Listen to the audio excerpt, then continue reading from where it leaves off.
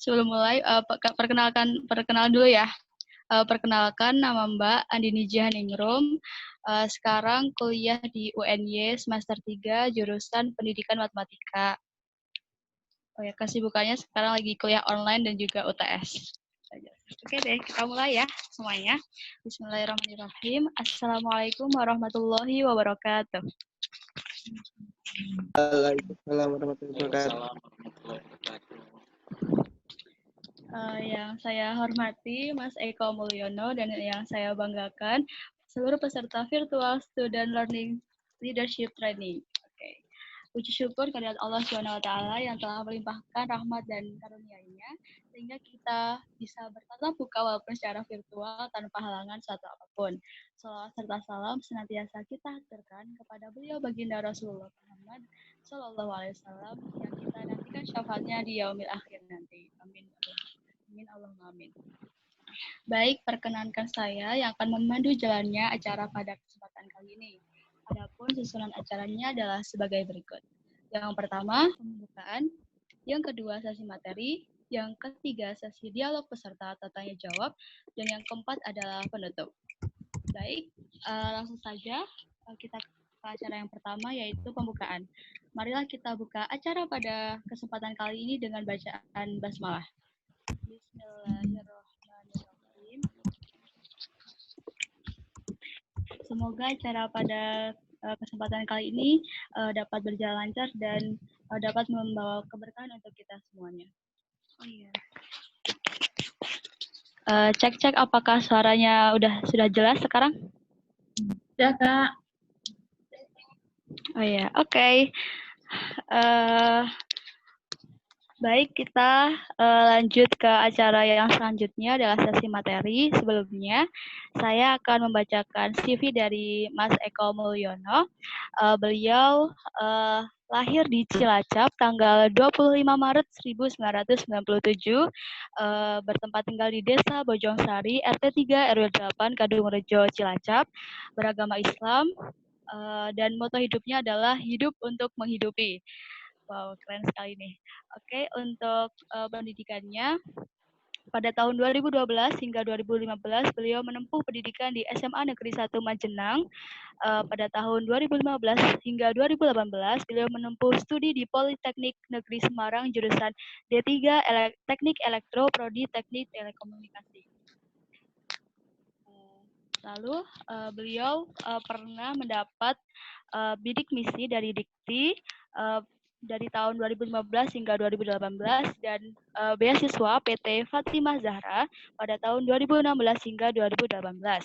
Riwayat organisasinya banyak sekali nih, keren-keren juga nih. Ada pernah menjadi Sekretaris Jenderal FL2MI Wilayah Jawa Tengah, Ketua Umum Badan Perwakilan Mahasiswa KBM Polines, Deputi Sosial Politik BEM KBM Polines, Staf Departemen Mentoring Jazirah Polines, dan Wakil Ketua Komisi Pemilihan Raya Polines. Untuk riwayat pekerjaannya, pada tahun 2018 hingga sekarang menjadi Kepala Bidang Pendayagunaan di Inisiatif Zakat Indonesia Kantor Perwakilan Jawa Tengah, dan pada bulan Agustus hingga Desember 2017, beliau menjadi Junior Analyst Divisi NOC di PT Indonesia Commerce Plus. Oke. Saya sapa dulu ya, Mas Eko. Gimana kabarnya, Mas Eko? Alhamdulillah, baik. Alhamdulillah, alamin. Kesibukannya saat ini sedang apa aja nih? Ya biasa ya, di kerjaan sama di organisasi. Oh iya, Suaranya ya. jelas ya? Organisasinya? Iya, jelas, Mas.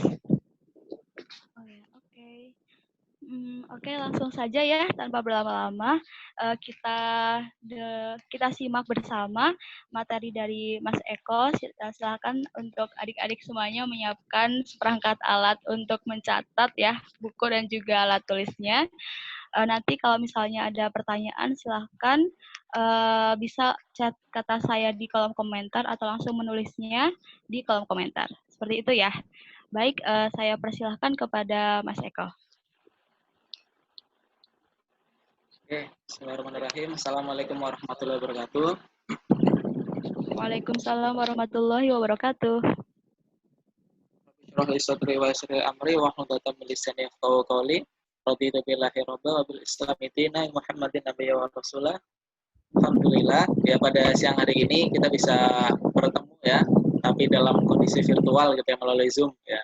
Semoga tidak mengurangi keberkahan dan semangat kita pada siang hari ini ya. Terutama teman-teman ya, ini teman-teman di SMP dan SMA di Kabupaten Temanggung. Nah, kita dekat tuh antara Temanggung dan Semarang gitu ya.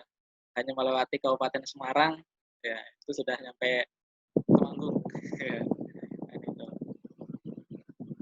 Ya, teman-teman aktif di organisasi semua ya?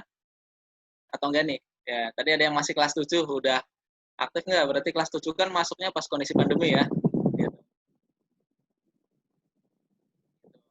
Coba cek teman-teman yang SMA nih, yang SMA bisa kenalan, boleh dengan siapa nih? Mau tunjuk diri atau tak tunjuk?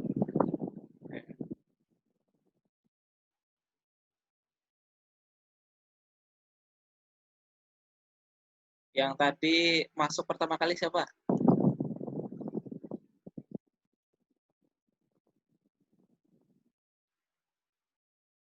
Tadi siapa Mbak Jihan yang masuk pertama kali? Mbak Dini atau Mbak Jihan tadi? Clara, Mas, sepertinya, Mas. Clara. Oh, Clara. Oke.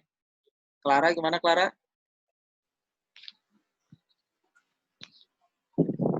Oh iya.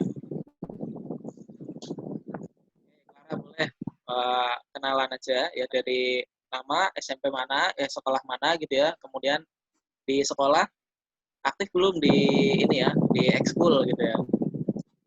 Kalau udah di mana aja? Boleh. Ya, silakan. Perkenalkan, nama saya Clara Gitya Adara, saya dari SMP Negeri 2 Temanggung. Saya kelas 7. Saya baru masuk organisasi OSIS dan ingin lebih aktif lagi ke depannya. Gitu. Di bagian apa OSISnya? Belum, baru daftar. Oh, baru daftar. Oke. Oke, terima kasih Clara. Yang selanjutnya anak SMA atau SMK yang pertama masuk siapa?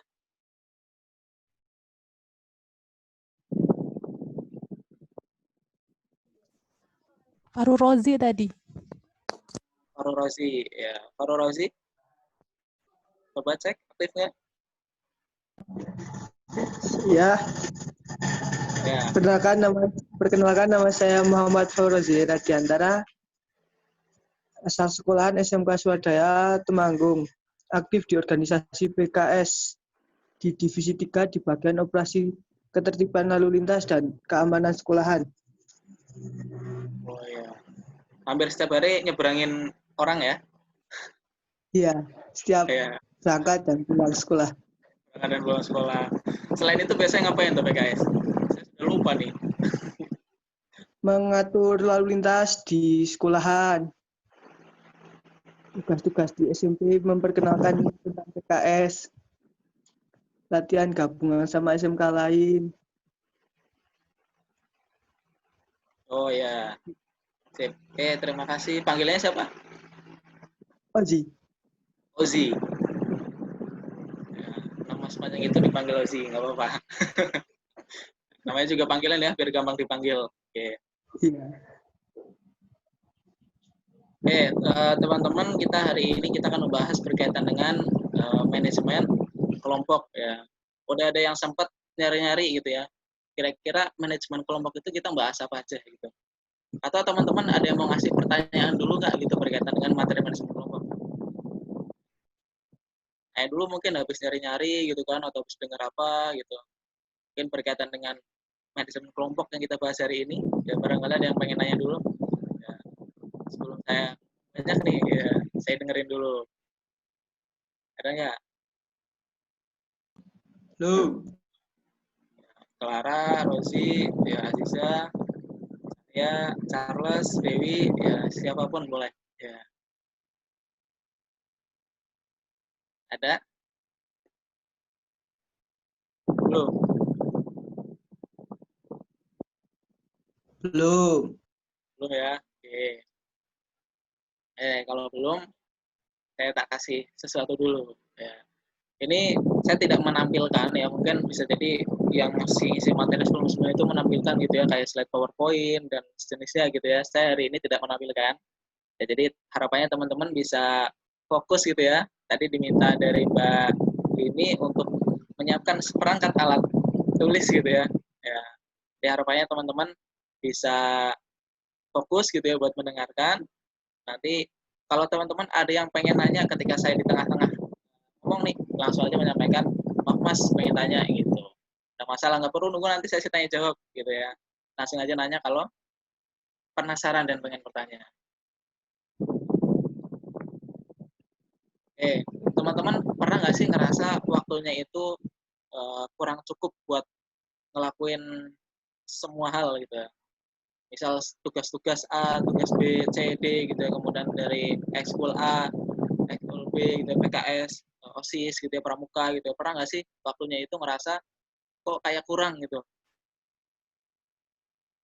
Terus pernah nggak sih teman-teman ngerasa gitu ya kayak tugas atau pekerjaan yang dikasih dari misal ketua ekskul atau dari orang tua atau dari guru itu pas sudah saatnya suruh ngumpulin, saatnya mendekati waktu terakhir, tapi kok masih numpuk, masih banyak gitu. Pernah nggak sih gitu kan? Nah, kalau pernah, ya salah satu penyelesaian masalahnya adalah dengan manajemen. Ya, kita bahas dulu nih, ya, bahas manajemen kelompok. Tapi teman-teman tahu nggak sih manajemen itu apa? Dan itu kelompok itu apa? Tahu nggak sih gitu? Ya. Tahu nggak? Ada yang tahu nggak manajemen itu apa?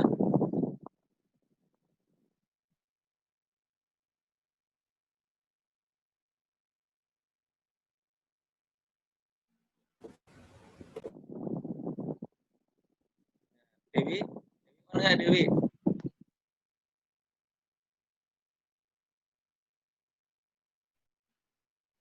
Dewi dari SMK Bumi Pala.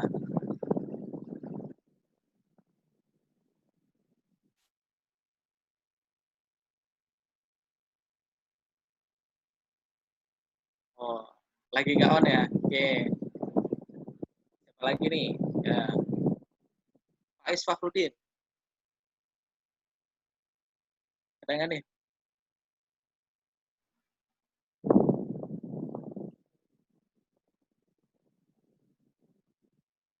Nggak ada juga. Oke, ganti yang lain.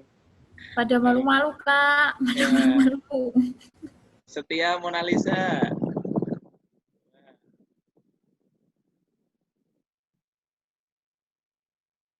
Ini saya absen satu-satu ya. Gimana, Kak? Ya, Dewi. Ini kita kan lagi bahas nih manajemen kelompok. Nah, saya pengen tahu dulu, teman-teman tahu nggak sih manajemen itu apa gitu kan? Ya. Dewi tahu nggak manajemen itu apa?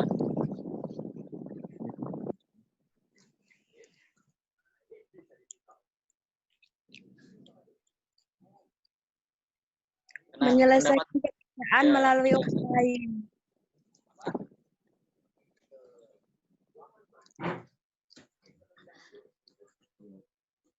Gimana Dewi? Seni menyelesaikan pekerjaan melalui orang lain. Ini melakukan pekerjaan oleh orang lain. Ya, ini dari mana? Ya, ini pendapat sendiri atau tadi sempat baca? Tadi sempat baca, Kak. Oh iya. Nah, boleh. Terus udah nyiapin dulu ya. Ya. Kalau kelompok itu apa kelompok?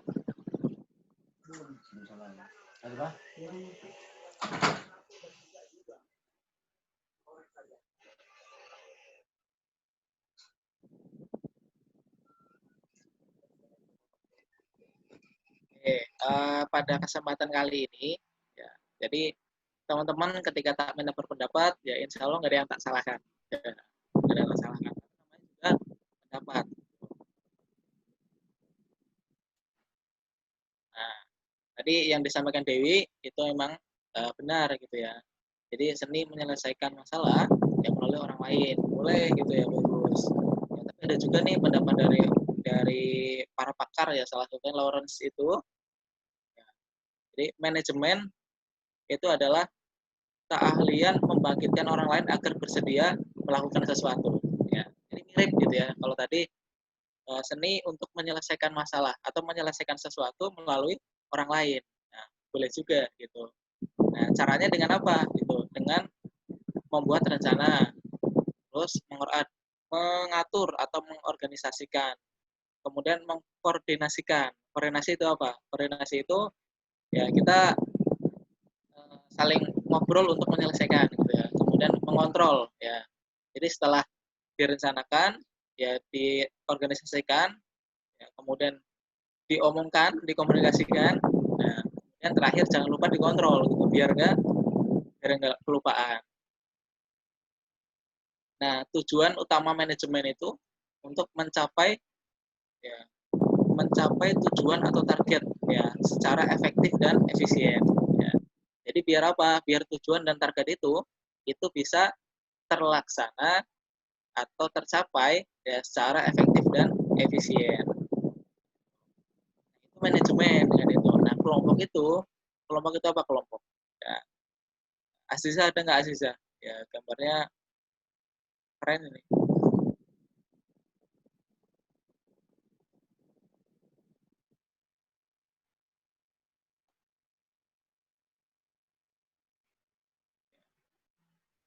Charles ada nggak Charles?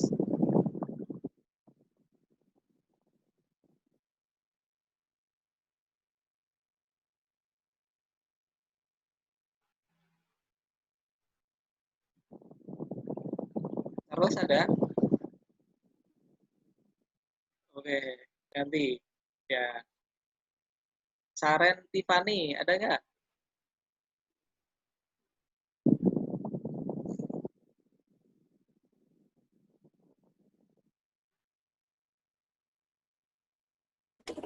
Pada malu-malu ngomong nih, Kak. Oh ya, nggak apa-apa wes. Ya, ini suara saya ada angin-anginnya gitu ya? Iya, ada anginnya. Iya, saya di Iya, ada pantai. anginnya. Saya di pantai loh ini. Ini maklum ya kondisi Kota Semarang gitu kan. Nah, di sini panas. Ya. Jadi perlu di pinggir pantai. Ya. Kipasan ya. Jadi biar suaranya itu nyambung dengan background saya gitu ya di pantai itu. Nah, itu saya kasih kipas. Masuk. Gitu. Ya, siap, Mas. Masuk.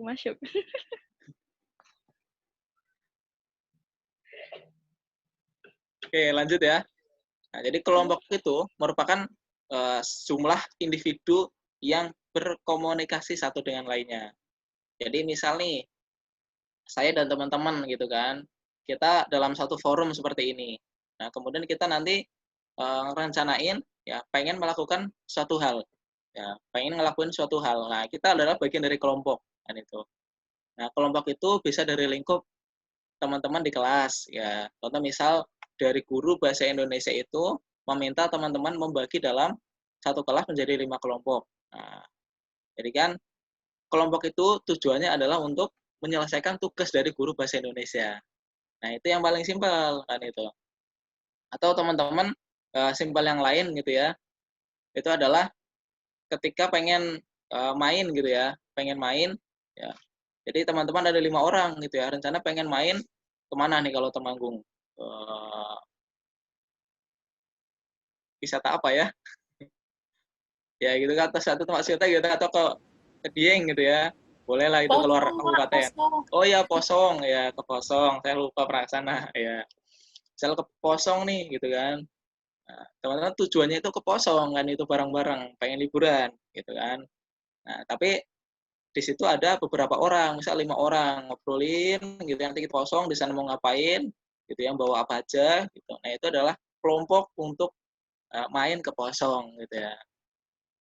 Ya, kemudian apalagi gitu ya, di eskul teman-teman gitu ya, bisa di OSIS, Pramuka, PKS gitu ya, Rohis, dan yang lain-lain gitu ya. Nah, itu adalah kelompok juga, tapi kelompok yang lebih terstruktur gitu, karena memiliki tujuan bersama yang diatur bersama dan jangka waktunya lebih panjang kan itu. Lebih panjang itu bisa jadi nggak cuma setahun. Nah, teman-teman kan bisa juga ikut ekskul dari kelas 1 sampai kelas 3 kan gitu. Bisa terus kan itu. Nah, itu jangka waktunya panjang dan diperbarui setiap tahun biasanya seperti itu. Nah, jadi itu adalah kelompok. Nah, untuk bisa mengoptimalkan kelompok-kelompok tadi, nah, perlu adanya manajemen. Makanya pada hari ini kita bahas namanya manajemen kelompok kan itu. Jadi gimana sih manajemen kelompok itu agar bisa tercapai tujuan targetnya gitu secara efektif kan gitu. Nah, itu adalah dengan cara memanajemen. Ya. Tapi sebelum membahas berkaitan dengan kelompok secara umum gitu ya, nah, jadi kita perlu untuk memahami anggota-anggota yang ada dalam kelompok itu. Ya. Pasti kan kelompok itu ada anggotanya kan gitu, entah 2, 3, 4, 5, puluhan, ratusan gitu ya. Nah, perlu kita memahami gitu. Semakin sedikit orang, semakin mudah untuk memahami. Semakin banyak orang, perlu tenaga ekstra buat paham masing-masing orang. Kan gitu. Nah, ini saya pengen bahas ilmu psikologi sebenarnya. Cuma sepertinya teman-teman paham nggak? Gitu ya. Oke. Teman-teman ada yang mau angkat tangan dulu nggak? Bisa angkat tangan kan ya di Zoom teman-teman? Bisa, bisa. Bisa ya. Oke, ada yang mau angkat Bisa. tangan dulu nggak? Saya nggak ngasih pertanyaan dulu, suruh angkat tangan dulu. Ya, ada nggak?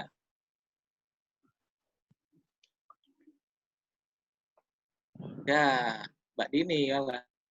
Yang lain dong. Ya, gimana? Mbak Dini Boleh mau nggak Mas tanya aku? apa? Boleh, boleh.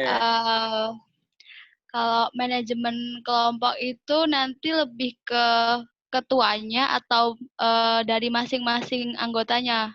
Kan itu kayak apa ya, memanage suatu kelompok itu kan kayak kelihatannya kayak ketua dan kayak pemimpin gitu, Mas. Itu gimana, Mas? Ya, jadi secara umum ya itu nggak mesti ketua kelompok atau ketua organisasinya gitu. Karena apa? Karena teman-teman juga perlu paham kan itu berkaitan dengan apa yang ada dalam kelompok itu. Misal saya nih sebagai seorang anggota gitu ya. Nah, anggota kelompok, saya juga perlu paham ya ketua saya itu pengennya apa gitu. Ketua saya pengen ngarahin seperti apa gitu. Jadi bisa paham. Nah, juga ketika paham manajemen kelompok, nanti teman-teman bisa menyampaikan ke ketua kelompok atau ke orang yang atau ke ketua ekskulnya gitu ya. Menyampaikannya gimana, caranya gimana itu bisa lebih enak, bisa lebih paham kan itu. Ya, tapi akan lebih dirasakan manajemen kelompok itu oleh ketua kelompok atau ketua ekskul atau ketua organisasi karena dia memimpin semuanya gitu, memimpin secara umum gitu.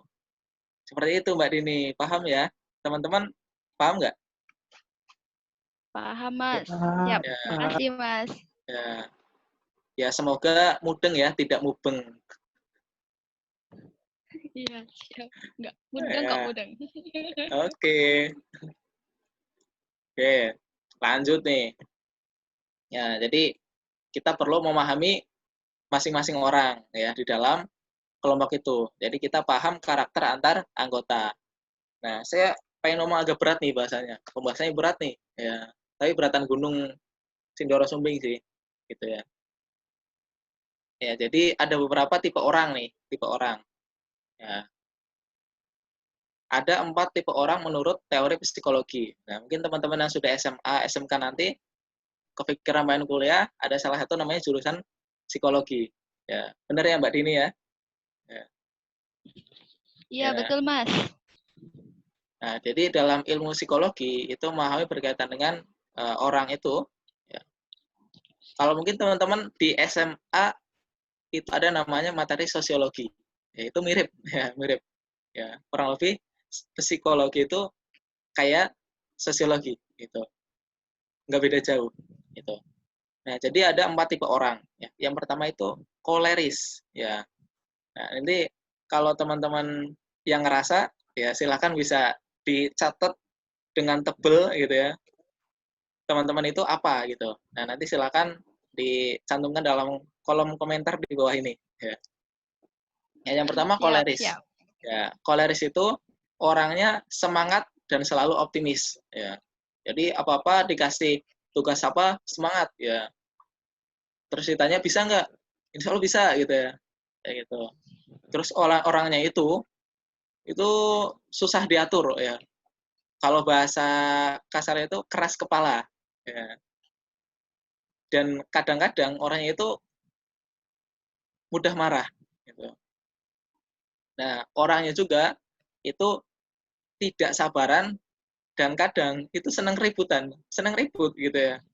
Gitu. Siapa nih? Gitu. Ada nggak di sini? Ya. Kalau ada pun nggak masalah gitu ya. Jadi emang itu tipe orang. Itu koleris. Nah, yang kedua namanya melankolis. Ya, mungkin ini pernah dengar teman-teman melankolis gitu ya. Ya, melankolis sering, itu Mas. ya orangnya itu sering khawatir gitu ya dan mudah menyerah ya. Jadi ketika dikasih tugas bahasa Indonesia gitu ya, menyusun SPOK sebanyak 100 kalimat gitu ya. Nah, Waduh, ya banyak 100 banget. kalimat. Nah, jadi kalau tadi orang koleris itu bisa gitu, saya bisa gitu. Tapi kalau melankolis langsung, waduh bisa nggak ya? Jadi kadang-kadang baru dikasih tugas langsung ngomong, waduh bisa nggak ya gitu ya. Jadi kayak ngerasa pengen nyerah gitu. Jadi khawatir Pesimis. nggak selesai gitu. Tapi orangnya itu sebenarnya bisa menganalisa atau orangnya itu kreatif. Ya. Biasanya orangnya itu tapi kreatif gitu, mudah menyerah tapi kreatif gitu.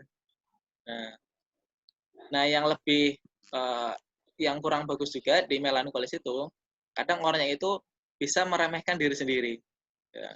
Sebenarnya itu, misal saya melankolis, saya dikasih tugas untuk 10 aja gitu ya, buat menyusun kalimat menggunakan bahasa Inggris aktivitas sehari-hari gitu ya. Tapi saya ngeremehin diri sendiri gitu, waduh, saya kayaknya nggak bisa Pak gitu kan, susah Pak gitu kayaknya, saya belum paham gitu kan. Ya, tapi kan sebenarnya orang itu meremehkan diri sendiri gitu. Padahal guru bahasa Inggris itu ngasih tugas ke saya itu karena tahu saya itu bisa, saya itu paham. Gitu. Jadi kadang-kadang guru itu perhatian gitu, ngasih tugas itu karena kita udah paham gitu. Ya, itu melankolis. Nah yang ketiga itu plekmatis ya. Plekmatis itu orangnya cinta damai ya. Jadi kalau ada yang orang senang ribut tadi, dia mungkin menyingkir ya. Jadi kalau ada ribut di depan, dia mikir ke belakang lah, ke belakang aja, saya nggak mau ribut gitu ya. Saya cinta damai gitu. Nah, terus kalau dikasih tugas, kemudian teman-teman ada yang komen ke guru-guru gitu kan, Bu ini susah, Bu nggak bisa gitu. Dia mungkin diem gitu karena dia cinta damai, dia nggak pengen ribut sama gurunya gitu. Ya. Tapi orangnya itu biasanya humoris ya, seneng guyonan ya, seneng guyonan. Jadi kadang orang itu bisa bahagia, bisa senang gitu ya, tawa-tawa karena orang ini gitu. Nah kemudian yang keempat itu sanguinis. Ya. Sanguinis itu orangnya lebih mengutamakan perasaan ya daripada pemikiran. Jadi gampang sedih, gampang bahagia gitu ya. Walaupun kadang yang disampaikan oleh orang itu nggak mesti benar, yes. Penting bahagia dulu atau aduh penting sedih dulu gitu kan, penting nangis dulu gitu ya. Ya. Tapi orang itu biasanya disenangin oleh banyak orang karena biasanya selalu semangat dan mudah bergaul dengan teman-temannya. Nah, oke sampai saat ini paham ya dia mudeng atau mubeng? Ya. Kayak guru di kelas aja nanyanya mudeng atau mubeng ya. Insya Allah mudeng, Kak. Nah, buat memahami empat karakter tadi, ya saya punya cara sendiri nih. Ya, jadi kalau teman-teman nyari di internet mungkin nggak ada gitu ya, itu nggak ada. Jadi ada 2 metode yang bisa digunakan buat memahami seseorang. Ya. Yang pertama metode catur indera. Ya. Indera kita ada berapa?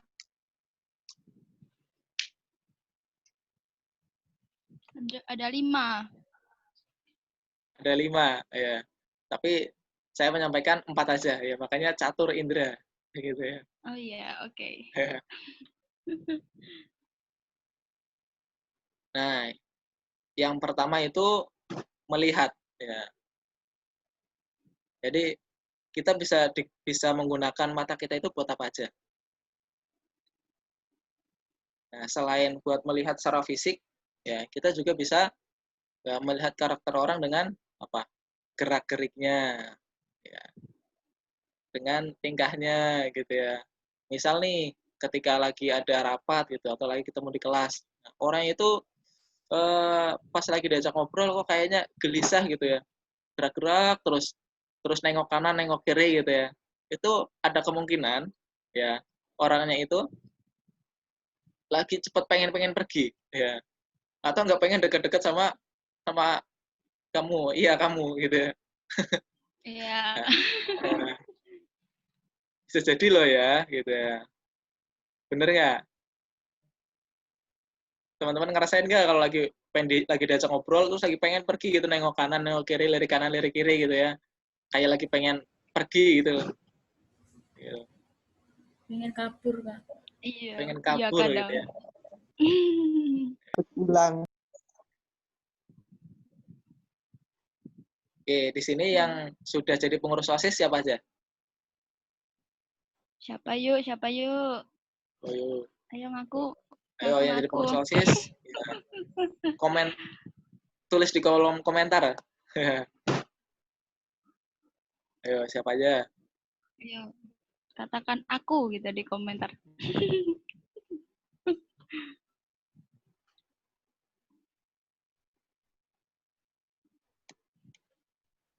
Yuk, nggak usah malu-malu yuk.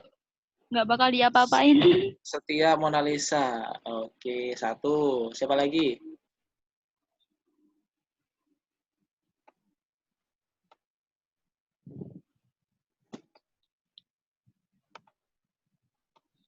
Cuma Setia Mona Lisa nih. Oh. Yang ikut pramuka. Dewa pramuka.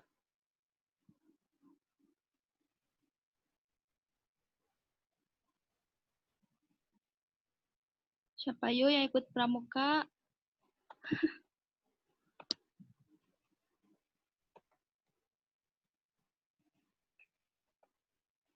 Gak ada nih yang ikut pramuka. Ya Allah, kasihan banget pramukanya.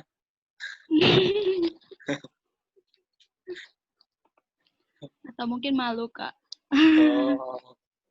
Oh, anak pramuka itu Berani harusnya pemberani, ya. pemberani, apalagi ya, cinta tanah air, ya, apalagi ya itulah ya 10 karakter pramuka gitu ya. Dasar Dharma Pramuka. Ya, dasar Dharma Pramuka. Ya. Ya, terus indera yang kedua itu adalah pendengaran ya. Jadi kita mendengarkan ya. Ya. Setia Mona Lisa senang mendengarkan atau senang ngomong?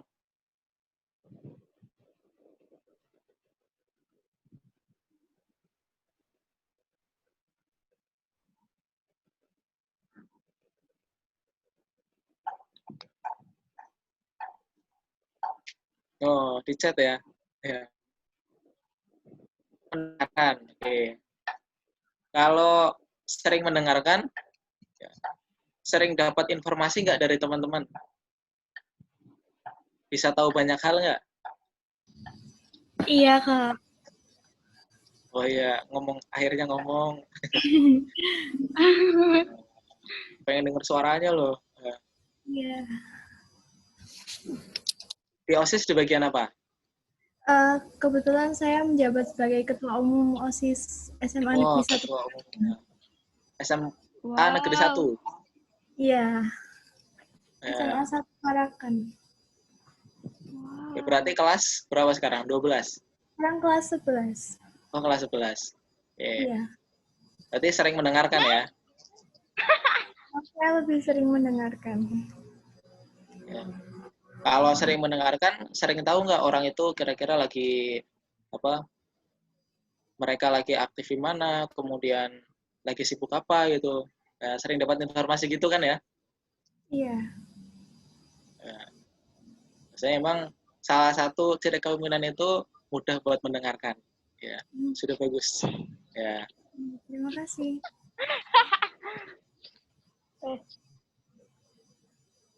Nah, terus yang selanjutnya, nah, jadi mendengarkan tadi ya, saya ulas-ulang gitu ya. Jadi salah satu cara buat memahami orang itu adalah dengan mendengarkan. Ya dengerin gitu, orang itu pengen ngomong apa gitu, orang itu lagi ngomong apa. Gitu. Jadi didengerin gitu ya. Nanti teman-teman akan tahu gitu orangnya itu sebenarnya seperti apa gitu ya. Aktivitasnya ngapain gitu. Jadi nggak cuma pas di rapat atau pas di apa, pasti pas ketemu biasa gitu ya. Sering dengerin aja, maka akan tahu gitu. Nah, kemudian yang ketiga itu ya dengan indera peraba. Ya, indera peraba biasanya ngapain nih indera peraba? Ya, kalau pas ketemu orang sering salaman nggak? Ozi, ya. Ozi kalau ketemu temannya sering salaman nggak? Gitu. Nyapa terus salaman. Nyapa paling Kak. Nyapa Kok doang salaman ya. Kak? Oh ya, maksudnya kalau kondisi normal bukan pandemi nih. Gitu. Nah, nyapa salaman Kak sama kakak kelas. Ya, nyapa salaman ya. Ya, jadi dengan salaman itu, dengan menyentuh ya. Jadi kan indera peraba tuh, dengan menyentuh itu teman-teman bisa tahu gitu orangnya itu ramah atau mohon maaf ya. Ya, jadi orang itu bisa tahu gitu nih gitu. Jadi kita pas salaman gitu ya. Nah, pas salaman itu tangan kirinya itu ngapain gitu ya? Diem aja atau coba buat nyentuh pundak gitu ya, atau buat nyentuh tangannya lagi kan itu. Nah, jadi kalau cuma salaman biasa kemudian santai gitu berarti kan kemungkinan besar orangnya itu santai gitu ya. Jadi cuma salaman terus sambil ngomong gitu ya, itu ya santai. Ya, atau orangnya itu salaman ketemu tangan terus langsung dilepas ya. Jadi orang itu orang yang buru-buru kan itu. Ya. Nah, dengan salaman itu juga teman-teman bisa nambah buat kedekatan ya. Jadi bisa nambah dekat dengan orang itu dengan ketika ketemu salaman nyapa kan itu. Nah, kemudian yang selanjutnya itu dengan indera pengucap ya, mulut ya, ngomong gitu ya. Ada yang orangnya siapa yang di sini senang nanya-nanya? Ya.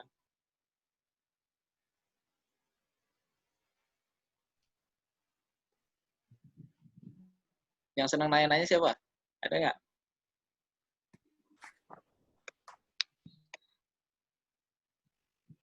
Siapa nih yang sering kepo nih? Sering kepo. Siapa nih? Ozi tadi aktif di mana?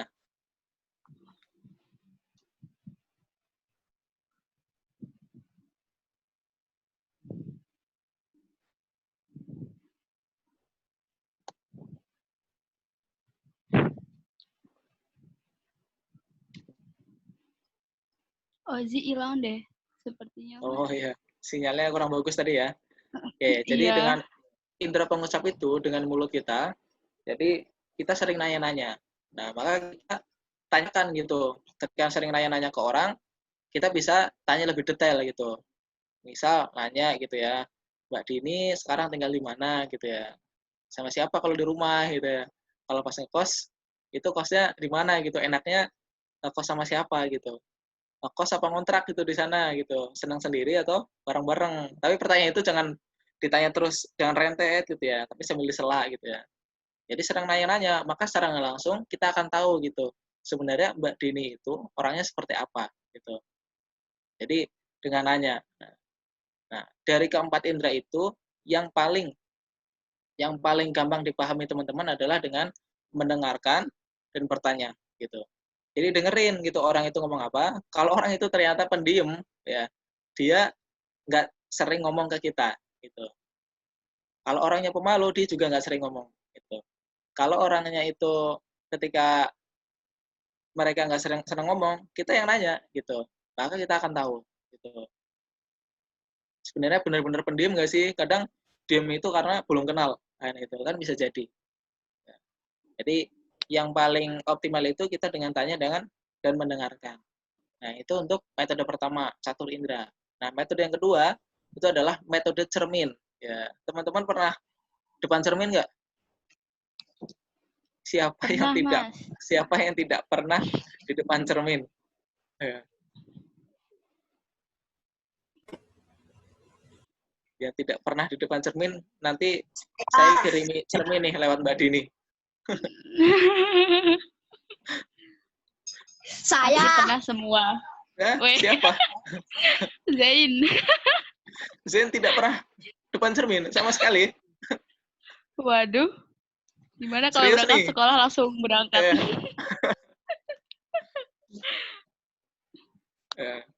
Nanti mungkin dipastikan ya, pernah ngaca atau enggak gitu ya.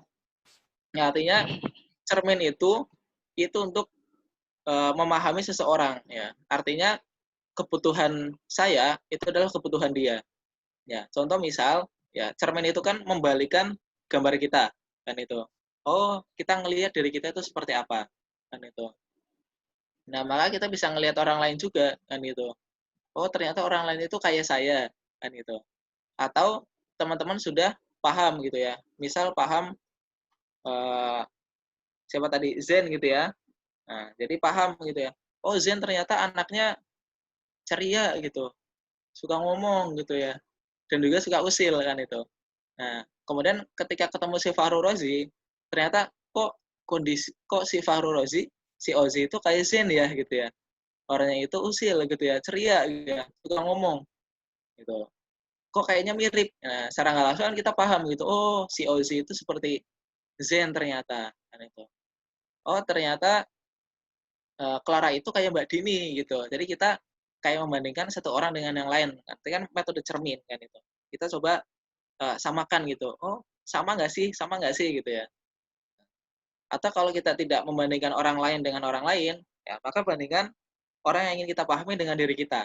Gitu. Contoh, oh ternyata saya orangnya pendiam gitu ya. Kemudian saya orangnya pemalu gitu ya. Nggak suka ngomong di depan gitu. Nah, jadi bandingkan dengan diri saya, oh ternyata si Pak Wahyu gitu ya, Wahyu itu kok ketika tak amatin kayak persis sama saya gitu ya. Orangnya pendiam, pemalu gitu ya, nggak suka ngomong kan itu. Nah, artinya secara nggak langsung kita akan paham orang lain dengan kita membandingkan dengan diri kita sendiri atau orang lain juga yang sudah kita pahamin karakternya. Nah, itu metode cermin. Artinya karena cermin itu kan membalikan gitu ya, gambarnya sama. Maka kita coba samakan dengan orang yang pernah kita kenal. Minimal dengan diri sendiri. Terus siapa tahu sama kan gitu. Maka kita bisa menyikapinya dengan cara yang sama. Nah, jadi seperti itu cara kita ya memahami karakter anggota kelompok kan itu. Nah, setelah kita tahu anggota kelompok kita itu seperti apa, ya, maka di situ kita bisa menentukan gitu ya. Ketika ada konflik, ya konflik itu apa sih? Ya, konflik itu perselisihan antara dua atau beberapa anggota gitu. Contoh misal anggota kelompok saya gitu itu ada Mona Lisa, kemudian ada Juliandra ya, ada Ozi gitu ya. Nah, kita ada 4 orang nih gitu kan, ada 4 orang. Tadi kita sudah paham gitu. Jadi karakter kita masing-masing seperti apa, ya apakah orangnya pemarah, apakah orangnya pemalu gitu ya. Nah, di situ nanti pasti akan muncul yang namanya perselisihan atau masalah gitu ya. Entah tiba-tiba saya tidak suka Ozi atau Ozi tidak suka Juliandra gitu ya. Nah, sebenarnya kenapa sih gitu? Nah, misal saya ngelihat si Ozi sama si Mona Lisa kok kayak berantem tapi kok diem-dieman gitu ya. Nah, saya tahu oh ternyata si Mona Lisa itu orangnya itu pemalu gitu. Jadi dia pengen ngomong ya malu gitu ya. Kemudian si Ozzy itu ternyata orangnya itu suka marah gitu ya. Jadi sering marahin si Mona Lisa gitu ya. Padahal nggak tahu gitu. Nah marahnya Ozzy ternyata karena Mona Lisa itu nggak mau ngomong gitu ya. Malu-malu terus gitu kan. Nggak mau ngomong gitu. Nah, cuma mereka, nah maka ketika karena saya paham Mona Lisa dan paham Ozzy, maka saya bisa ngomong ke Mona Lisa, oh nanti kalau ketemu Ozzy kayak gini aja gitu. Atau ketika saya nanti ketemu si Ozzy gitu ya, ketemu si Mona Lisa, saya akan nyampaikan nanti kalau ketemu Ozzy itu seperti nanti kamu gini ya gitu.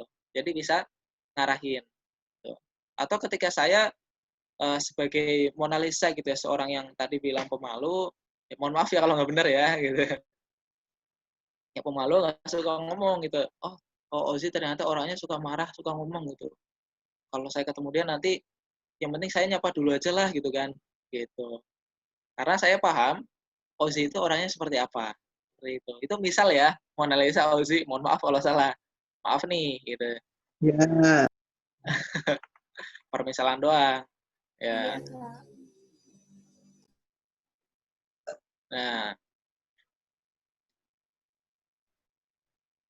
Nah, dalam suatu kelompok pasti muncul yang namanya konflik ya atau perselisihan.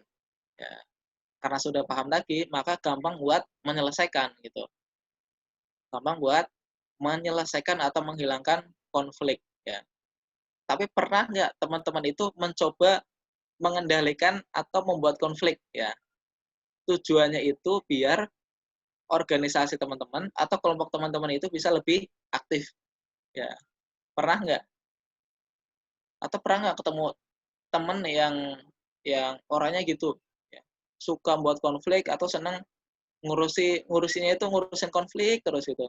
Ada nggak di OSIS, Pramuka, Rohis, PKS atau yang lainnya? Pernah nggak ketemu orang gitu?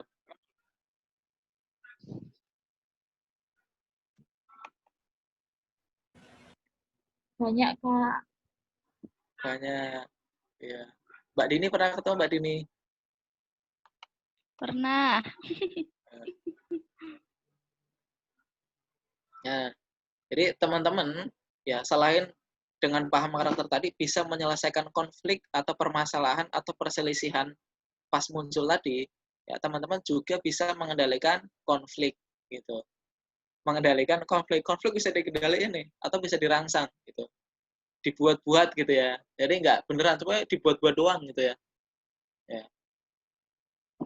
Jadi karena tadi sudah paham karakter masing-masing anggota kelompok ya atau sebagian anggota kelompok, sebagian anggota organisasi, maka teman-teman bisa mengoptimalkan ya agar teman-temannya bisa aktif, organisasinya bisa aktif, kelompoknya bisa lebih aktif itu dengan ya ditambah tuh konfliknya gitu ya. Contoh misal ya. Jadi setiap orang itu dikasih tugas tambahan gitu ya. Kasih tugas tambahan gitu. Biar apa? Biar orangnya itu lebih aktif gitu.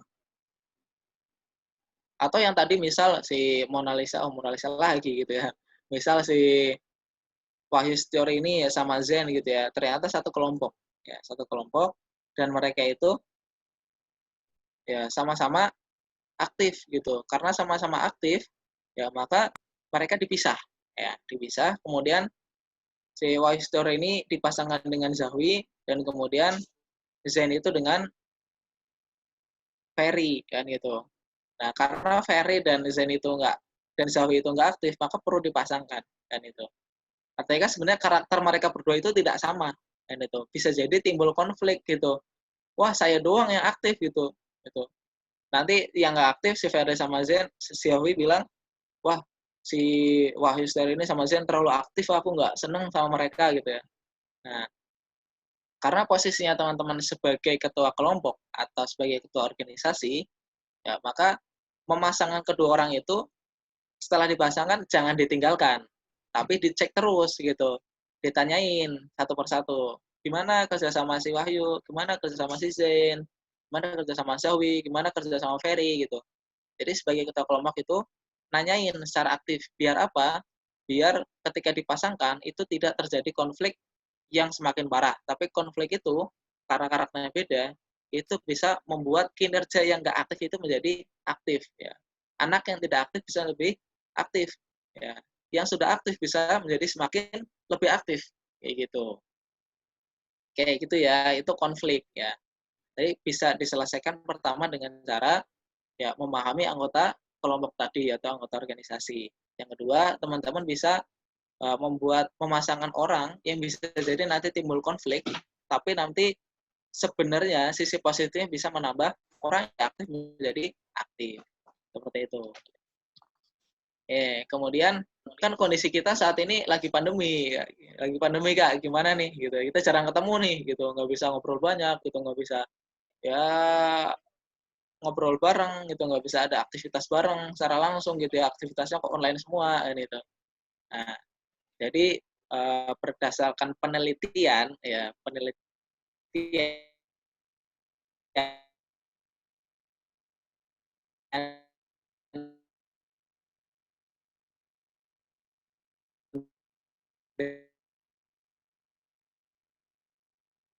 dari